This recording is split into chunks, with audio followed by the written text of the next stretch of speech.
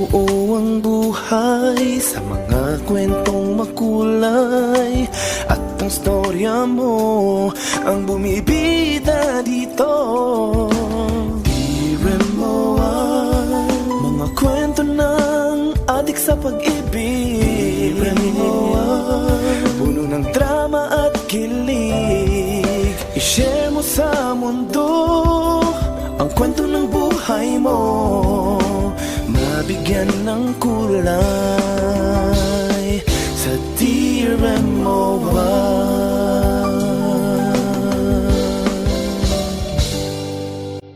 Dear MOR, una sa lahat ay nais kong bumati ng isang magandang tanghali sa inyong lahat. Tawagin niyo na lang ako sa pangalang G. Isa akong fan ng inyong programa. Naaaliw ako sa mga life story na naririnig ko sa tuwing makikinig ako ng Dear MOR. Noon ko pa gustong sumulat sa inyo. Kaso, ngayon lang ako nagka-oras na isulat ang kwentong ibabahagi ko. Naging masaya ang childhood years ko, Popoy at Hasmin. Akala ko noon, perfect family na kami. Kasi nakikita ko sa mga magulang ko ang labis na pagmamahalan nila sa isa't isa. Maayos naman ang pamumuhay namin noon. Kasi nagtatrabaho ang papa ko sa isang malaking kumpanya dito sa probinsya namin. Kaya naman hindi kami masyadong problemado sa buhay. Parang wala na yatang katapusan ang mga magagandang nangyayari sa buhay namin noon. Masagana at masaya kaming magkakasama. Hanggang sa dumating ang isang pagsubok sa buhay naming pamilya. G, anak, tulungan mo muna akong maglinis ng bahay. Sige po. Ano po bang gagawin ko? Magpunas ka na lang ng mga gamit. Oh, Freddy, ang aga mo naman yatang umuwi ngayon. May problema ba? Mayroon. Anong nangyari? Nagsara ang kumpanya namin. Ha? Bakit? Nalugi na raw kaya nagsara na lang. Hindi ko tuloy alam kung saan at paano ako makakuha ulit ng trabaho.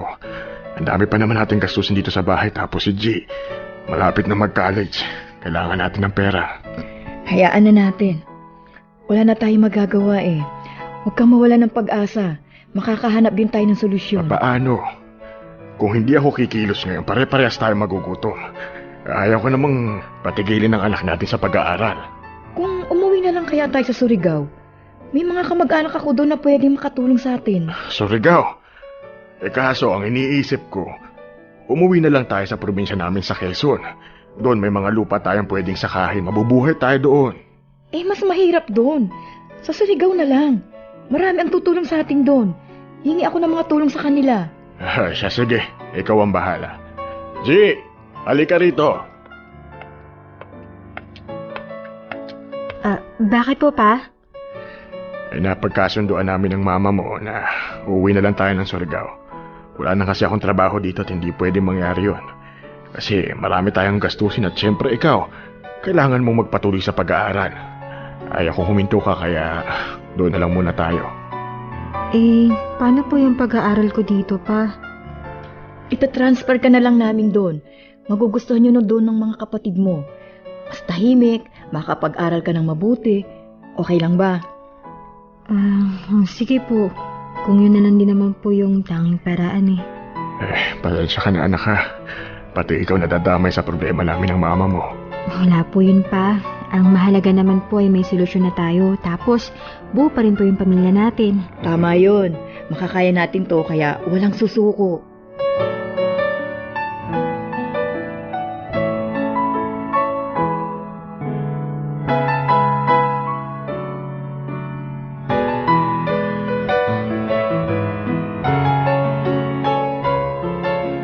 Ayan, malapit na akong matapos. Kailangan damihan ko to para marami akong mabenta. Kailangan ko pa naman ng pera. Natanggal ka na naman sa trabaho?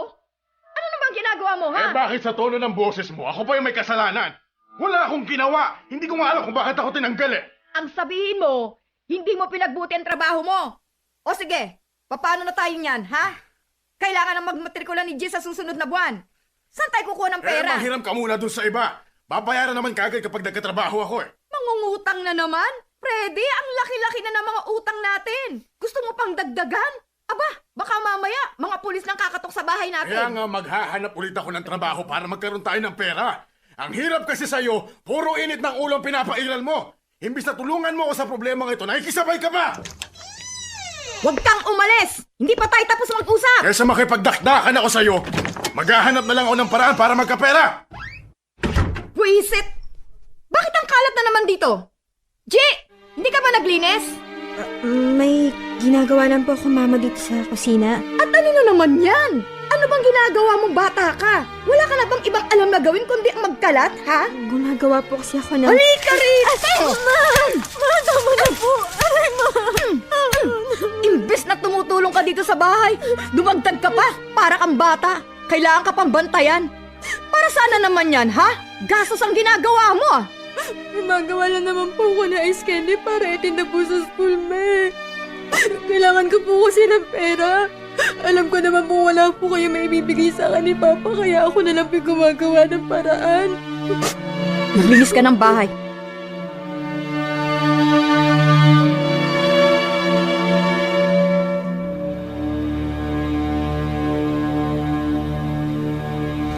Popoy at Hasmin, naging mahirap ang pamumuhay namin noon at nahirapang mag-adjust.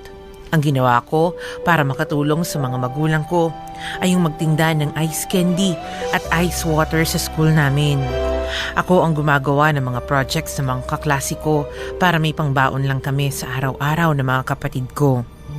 Kahit parehong may trabaho ang mga magulang ko, hindi pa rin sapat yun sa pang-araw-araw na gastusin namin sa bahay. Simula noon ay palaging nag-aaway na ang mga magulang ko at ang palaging dahilan ay pera. Sa tuwing nag-aaway sila, ako ang napagbabalingan ni Mama. Sa akin niya binubuhos ang lahat ng galit niya kay Papa. Nang dahil doon, parang naisipan kong tumakas na lang sa buhay naming yun.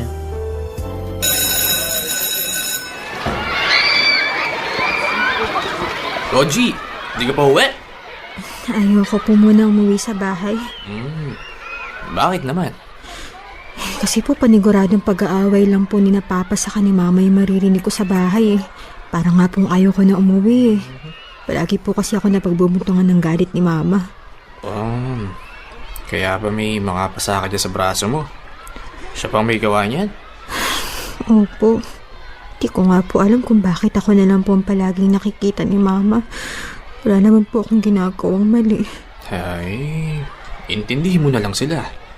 Siyempre kapag ang tao, problemado lalo na sa pera, mabilis talagang uminit ng ulo eh.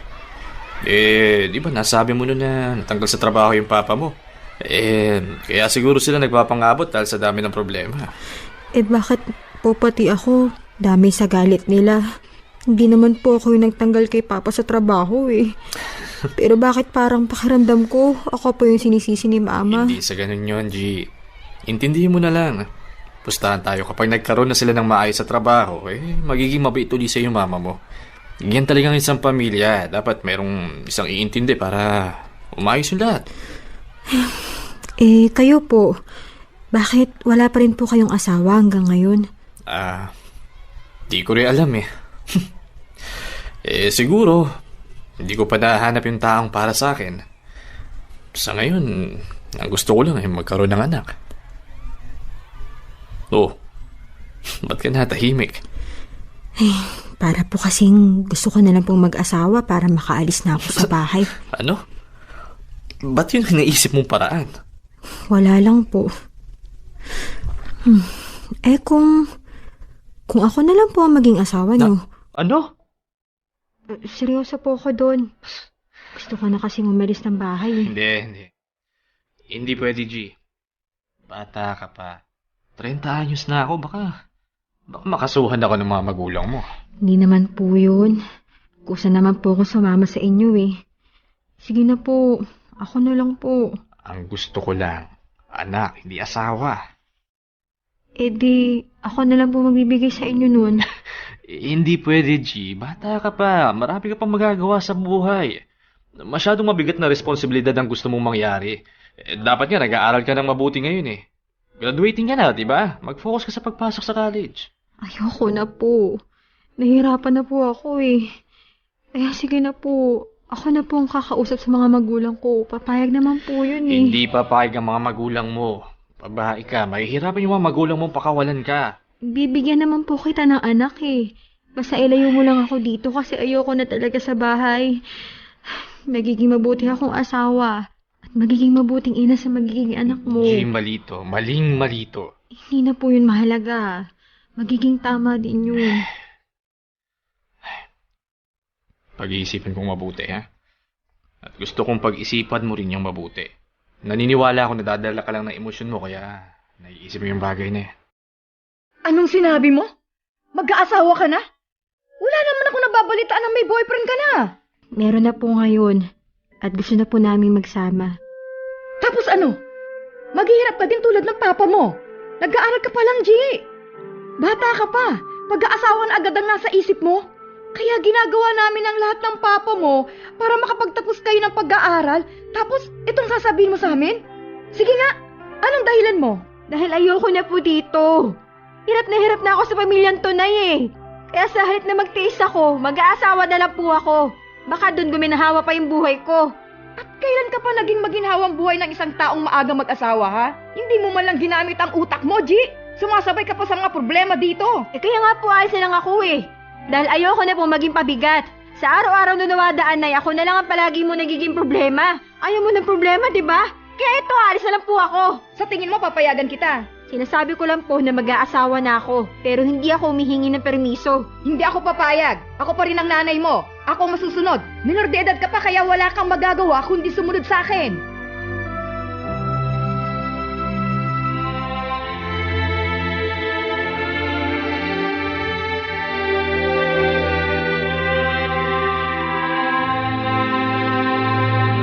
Popoy at Jasmine, hindi ko alam kung tama o mali ba ang desisyon kong magpakasal kay Ed. Ang gusto ko lang kasi noon ay makatakas sa buhay ko. Natuloy ang pagsasama naming dalawa hanggang sa nagkaanak nga kami. Nagkaayos kami noon ni Mama dahil sa una niyang apo. Naging maayos naman ang lahat at wala akong problema sa financial dahil nagagawa naman ni Ed ang tungkulin niya bilang isang asawa at ama sa anak namin. Akala ko magiging maayos ng lahat. Akala ko ito na yung buhay na matagal ko nang gustong maranasan. Pero nagkamali naman ako. Nasaan na ba yun si Ed? 11:11 na ng gabi ah. So, ba't gising ka pa? Gabing-gabi na. Masama sa'yo nagpupuyat, lalo na't buntis ka ngayon. Hinihintay kasi kita. Saan ka ba galing? Sa kaibigan ko, napahaba yung kwentuhan namin kaya hindi ko na malayan ng gabi na pala. Si Gian, tulog na ba? Oo, kanina pa. Ed, bakit namumula yung mga mata mo? At parang puyat ka yata. Okay ka lang ba? Wala to. Baka na-irritate lang yung mata ko kaya namumula. Kati nga eh. Akin na yung bag mo. Dadaling ko na sa kwarto. Hindi na. Ako na. Ha? Sige na, ako na. Ako na. Ay, hindi pala. Ilabas mo na lang yung mga gamit mo dyan sa bag mo para malaban ko bukas. Ang dumi-dumi na. Hindi. Wag na. Ako na lang. Naku, ano ka ba? Okay lang sa akin. Saka pagod ka sa trabaho, kaya gusto ko magpahinga ka na lang, okay? Buntis ka. Hindi ka dapat nagkikikilos. Wala naman akong ginagawa dito eh, kaya akin na yung bag mo. Wag na. Bakit pa ayaw ibigay yung bag mo? May tinatago ka ba sa akin? Wala. Ang gusto ko lang yung magpahinga ka ng mabuti. Masela ng kalagayan mo at ayaw kung may mangyari sa yung dalawa ng magiging anak natin. Alalahanin mo, pangalawa na natin yan, kaya dapat mas mag-ingat ka ngayon. Excited pa naman si Gian na magiging kapatid niya. Sige na nga. O siya, matulog na tayo. Kanina pa ako inaantok eh. Sige na. Tara na.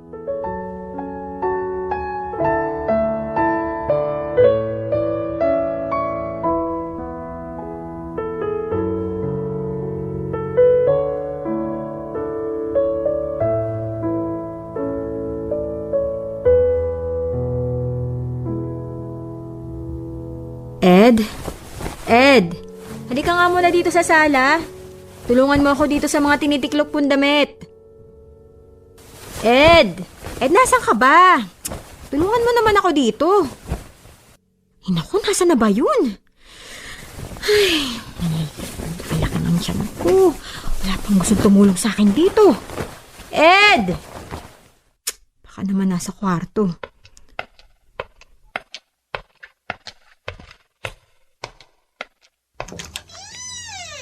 Bakit naman ang usok dito?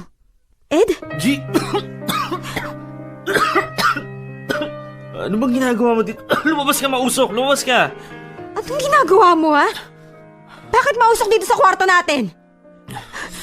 Huwag mo sabihin sa akin.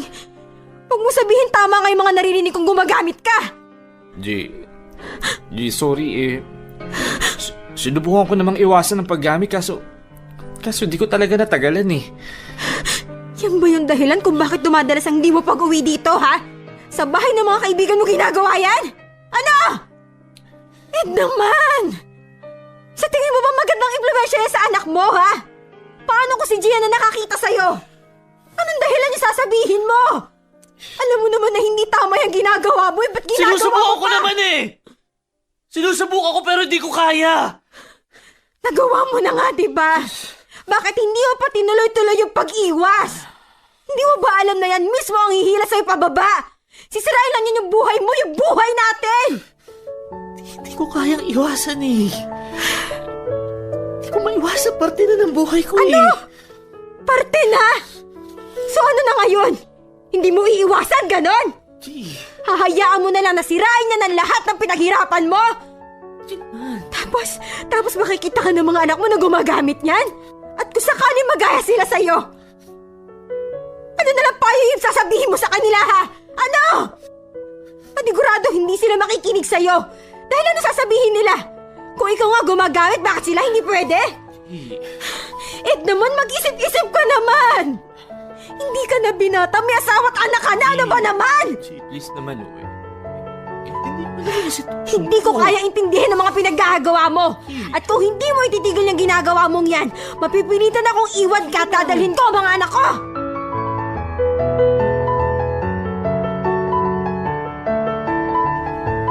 Popoy at Hasmin, wala rin ako nagawa noon kundi ang magtiis para sa dalawa kong anak. Naisip ko kasi na kung sakaling ang iwan ko si Ed, paano naman kaming mag-iina? Hindi ko sila kayang buhayin, kaya kahit mahirap, tiniis ko ang lahat. 14 years akong nagtiis sa isang relasyon na puno ng away. Hanggang sa lumaki na nga ang mga anak namin, ganun pa rin ang sitwasyon naming dalawa. Nakaramdam ako ng pagkapagod sa buhay ko. Kailan ba ako magiging masaya?